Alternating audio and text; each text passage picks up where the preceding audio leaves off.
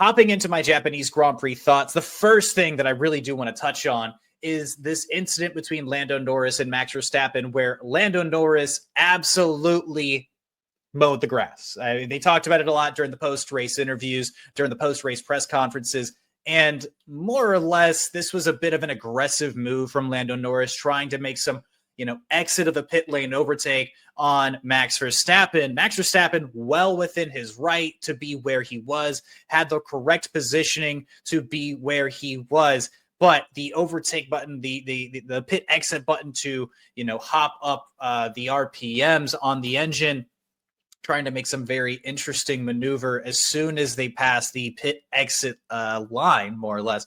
Lando Norris found himself, trimming up the Suzuka greenery.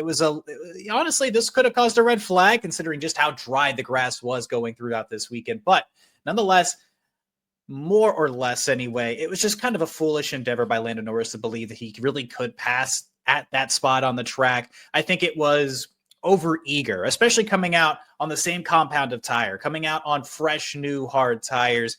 This was a bit much for Lando, considering that this car, this McLaren, is supposed to be the fastest one on the grid this season.